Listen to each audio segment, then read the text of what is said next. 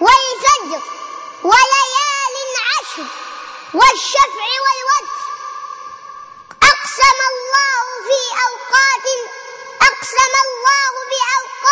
عظيمة تكثر فيها الحسنات، منها الفجر. وما أدراك ما الفجر وما فيه من خير. وليال عشر، وهم 10 ليال من ذي الحجة. فضل والوتر وهو يوم عرفات،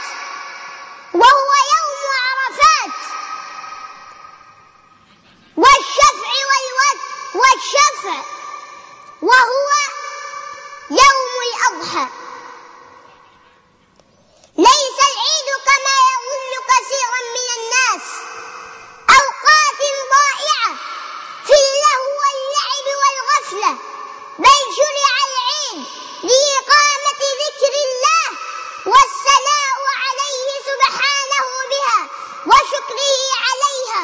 وقد أمر الله سبحانه وتعالى عند إكمال العدة بتكبيره وشكره، فقال: ولتكملوا العدة ولتكبروا الله على ما هداكم ولعلكم تشكرون. إخواني، أكررها: ليس العيد لمن لبس الجديد، إنما العيد لمن خاف يوم الوعيد. ليس العيد لمن كسب الجنيه والدولار، إنما العيد لمن خاف العزيز الجبار. أما عن موعظة النساء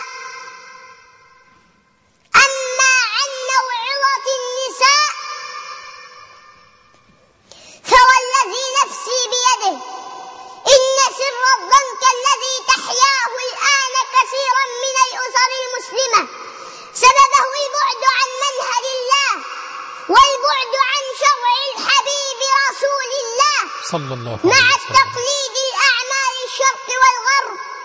فإن كثيرا من بيوت المسلمين الآن هزمت هزيمة نفسية نكراء، فراح الشاب يقلد الرجل الغربي الذي لا يعرف له دينا، وراحت الشابة المسلمة تقلد المرأة الغربية التي لا تعرف دينا ولا خلقا ولا عفة ولا حياء. ولا أرى ذلك إلا تقليد المغلوب للغالب، تقليد الأسفل للأعلى. كيف ذلك وقد قال الله سبحانه وتعالى: ولا تهنوا ولا تحزنوا وأنتم الأعلون إن كنتم مؤمنين. وإنما نراه الآن في الشوارع والطرقات من تبرج سافل وعري فاضح يؤلم القلب، ومن بناطيل وملابس تلبسها الفتيات بلا خجل أو حياء، من أعظم الأدلة على خراب الأسر وعلى فساد البيوت. فأنا لا أتصور أن بنتا تخرج بهذا الزي الفاضح قد خرجت. لا أقول مسلم يعرف الله، أين أنت أخي الحبيب من قول الله تعالى: يا أيها الذين آمنوا قوا أنفسكم وأهليكم نارا وقودها الناس والحجارة عليها ملائكة غلاظ شداد يعصون الله ما أمرهم يأمرون.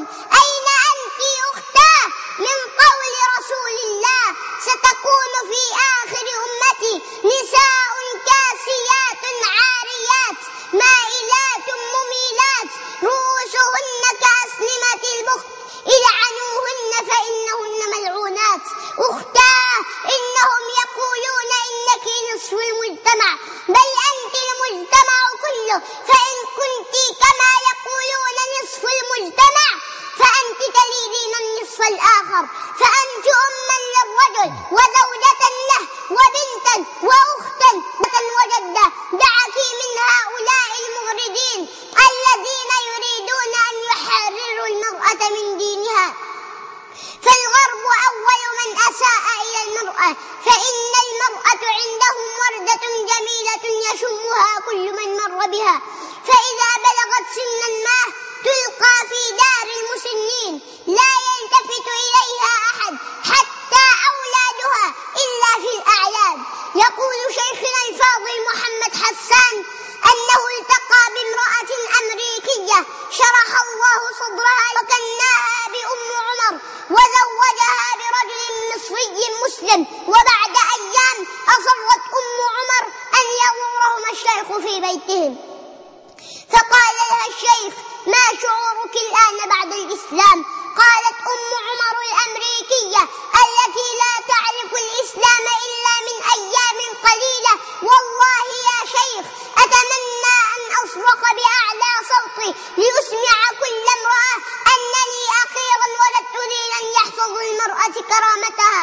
أختاه لا تغتري بكلماتهم البراقة، فإنه كسراب بقيعة يحسبه الظمآن ماء.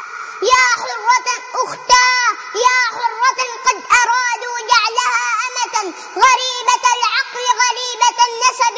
هل يستوي من رسول الله قائده دوما وآخر قائده أبو لهب؟ وأين من كانت الزهراء أسوتها ممن تخطت خطى حمالة الحطب؟ فلا تبالي بما يلقون من شبه، وعندهم الشرع إن تدعوه يستجب. سليه من أنا من أهلي لمن نسبي، للغرب أم أنا للإسلام والعرب؟ لمن ولائي لمن حبي لمن عملي؟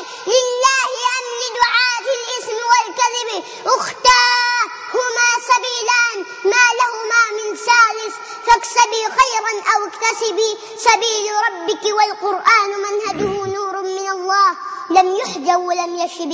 وأقول قولي هذا وأستغفر الله لي ولكم، والسلام عليكم ورحمة الله. ما شاء الله. عليكم السلام ورحمة الله وبركاته. ما شاء الله.